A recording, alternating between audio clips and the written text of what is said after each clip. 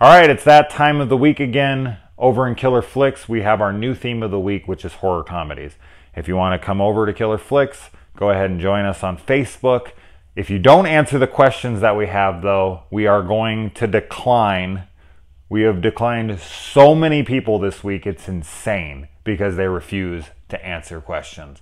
And seriously, these are not hard questions. So if you don't know the answer to them, I'm not sure you're exactly a true horror fan, but I hate to be that person. But it's just kind of like, use Google at least. Jesus Christ. Anyway, I am going to try to stick to the ones I own here. I just literally took 1 minute, grabbed some horror comedies off my shelf, and these are going to be ones that I feel like do not get enough attention, and I almost never hear anyone talking about. So, horror comedies are already hard enough. They are a very difficult thing to marry together. Blending horror and comedy well is a tricky thing, and I just feel like a lot of people don't nail it, but when it does, it really works well for me personally. Now, I've met a ton of people who are completely opposed to the idea of horror comedies.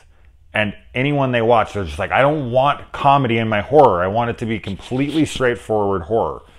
And I feel like that's extremely limiting. That's their taste, and that's fine and ever.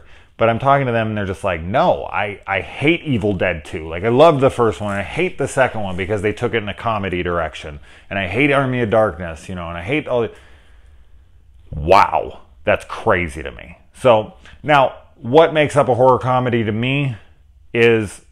it is actually trying to be a comedy movie with horror elements. It is not a so good, or so bad it's good kind of movie that you find to be hysterical, like Troll 2 or something.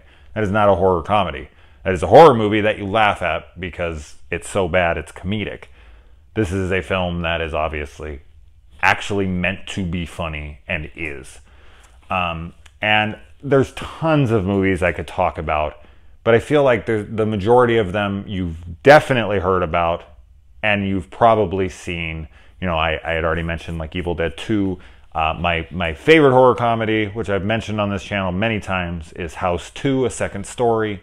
You got like Peter Jackson's The Frighteners and stuff like that, where I'm just sitting here like, I always say, like, it's tough for me because I never know what is and isn't going to be unknown and who this is going to be talking to. So I do try to stick to fairly unknown and I never ever see them talked about. Now the first few that I'm going to do here are zombie movies, zombie comedies, and I think it's very unfair when people are like, well, it's not as funny as Shaun of the Dead, so it's garbage. And it's like, that's just so unfair to a movie to compare it to something that's in the same subgenre.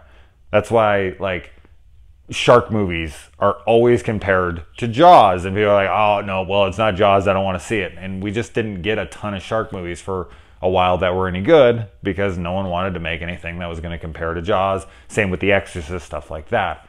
And zombie comedies kind of have that same thing going on right now where it's just like, oh, it's Shaun, they're trying to be Shaun of the Dead. No, they're not trying to be Shaun of the Dead. They're just trying to be a funny zombie movie. So anyway, I do want to talk about a movie really quick before that I do not own for some freaking reason. But a buddy of mine, Daniel, and I love this movie. We've shown it to a few people that we've gotten to finally watch it after us like beating people over the head with it. And the majority of them did not like it. So I think maybe we're in the minority, or maybe some of the only people who do like this movie. But the After Dark original movie, Lumberjack Man, the concept and plotline alone makes me laugh out loud just thinking about it because it's so fucking ridiculous. And it just worked so well for me. It kind of reminded me of the Wet Hot American Summer, but with just this zany concept of what the killer is and what he does. Oh, so good. I will just say that you don't know anything about breakfast. Yeah.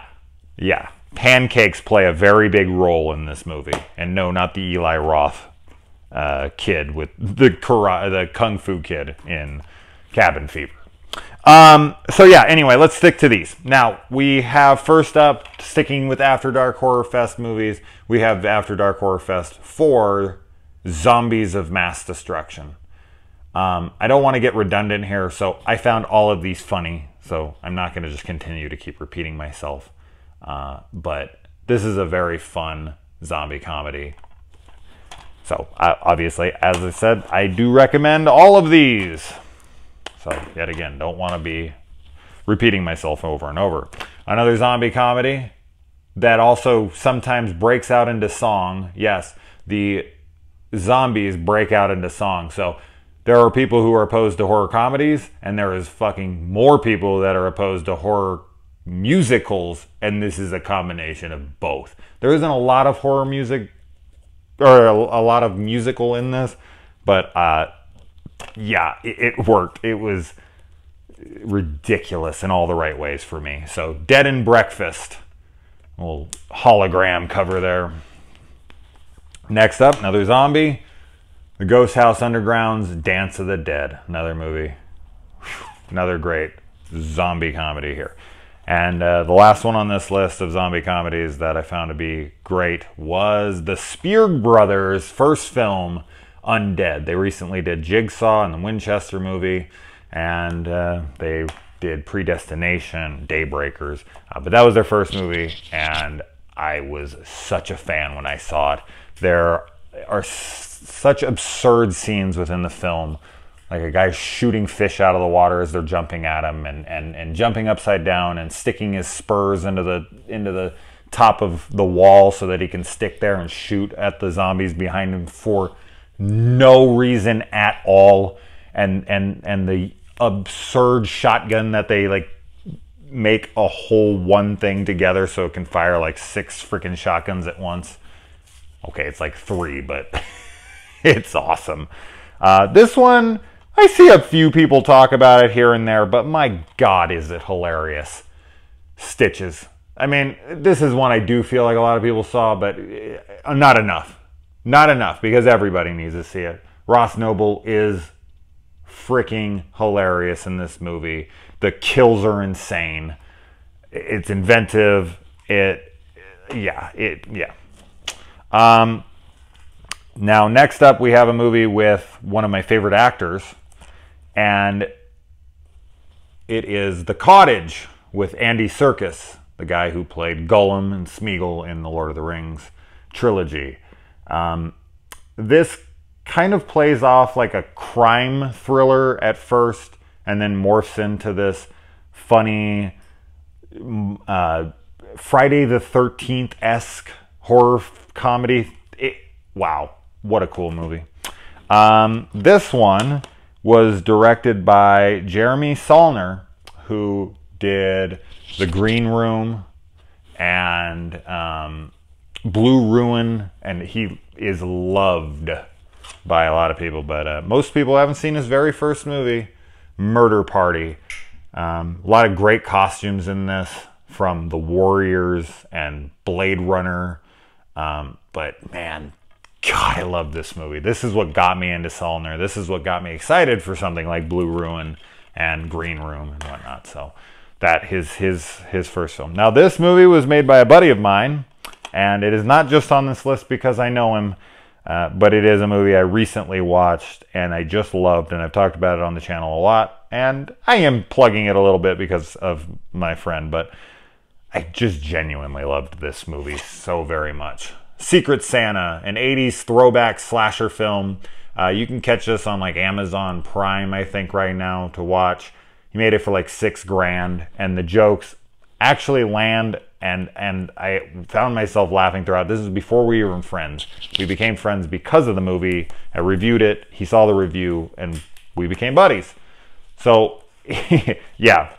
So I had to plug that one. Now, this is probably the one I share the most with people because it's just a film, I think.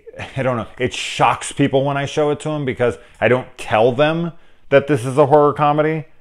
I just put it on, and for the first like maybe 20 or so minutes, it feels like this heist movie, like a Ocean's 11 kind of thing, and then out of nowhere, the movie gets absolutely insane, bonkers, man. It just starts like the villain is so over the top, and the kills are so hilarious and awesome.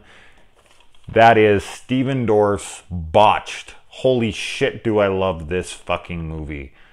I can't get enough of this movie. I've seen it like fucking 10 times, and it always makes me laugh.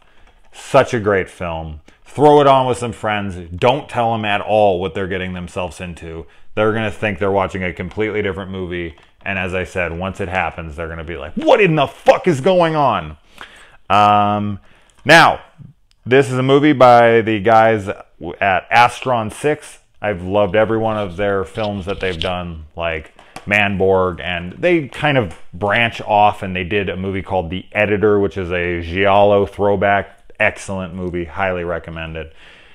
And then another guy who worked on this went off and did The Void. So they're definitely having success, but I can't not talk about Father's Day. This movie is wrong in all the right ways. It is freaking it is so messed up, and there's things in here that are so freaking wrong, and God, this is some funny ass shit. Another super low budget movie. I think they made it for like 10 grand, if that. So, you know, support low budget horror. Astron 6, funny guys. This is a great movie. And finally, this, I always say that House 2 is my favorite comedy, my favorite horror comedy, and I say that to be true. But that has a lot of nostalgia to it as well. But my God, does this movie make me laugh? And do I find it to be absolutely ridiculous in all the right ways? It is... it is Blood Diner. If you haven't seen Blood Diner, please, God, do yourself a favor and have a blast with this film. This film is about as nuts as you're going to see a film get.